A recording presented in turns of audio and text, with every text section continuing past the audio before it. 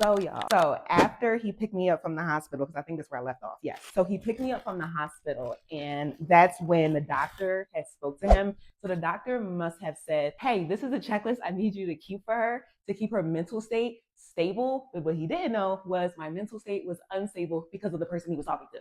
He was speaking to the person who was making me unstable, telling him to make me stable. It wasn't making any sense. Anyway, we left. We went to Key West. He was policing me the entire time. He thought that he was my father because apparently the doctor must have boosted his ego, saying like, hey, you're her only caretaker right now. She's in a strange state. She doesn't know anyone here. She's going to need all the support she can get. So him getting that information from the doctor made him think that he was like just up. His ego just went through the roof. How I thought that, never mind, I'm gonna keep it to myself. So anyway, after my birthday, because I'm just gonna like fast forward that part, it wasn't too much that happened, but when we got back to Colorado, that's when everything went to shit. So after we got back to Colorado, I need to explain the type of mode I was in so then you guys can understand where I was at. Because today, Tony got her shit together. 2-3 months ago, I did not have my shit together. So let me like break it down for y'all so that I can understand. So when I got home, I thought that I was the problem. I thought that I had a mental breakdown. He didn't. I thought that something was wrong with me, nothing wrong with him. I literally thought that I was the issue in our whole relationship. Literally brainwashed. Y'all, I should also say that during this time, so if you were following my story from the beginning, you would know when I was paying 2 rents, like in the summertime, that's when my body started to break down, y'all. I lost 25 pounds. I mean, that wasn't a super bad thing, but it was.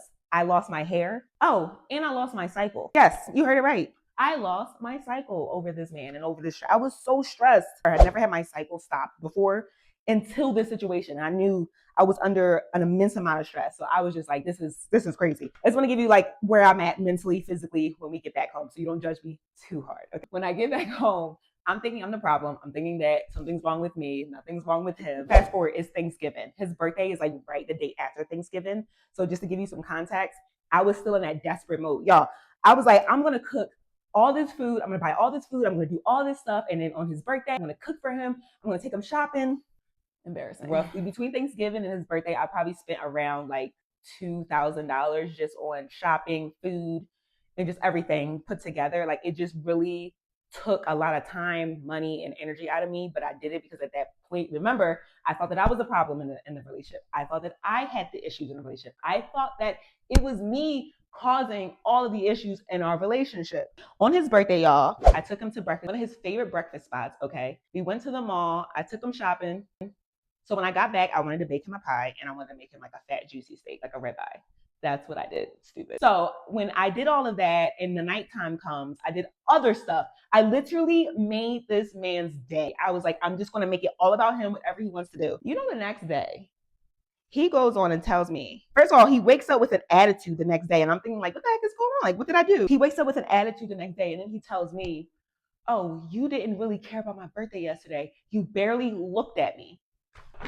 Are you serious? I barely looked at you? Like, are you kidding me? Everything I did from sunup to sundown, I'm not gonna go there, but everything I did, you're telling me I didn't look at you. I didn't notice you. I didn't do anything for you. Cool.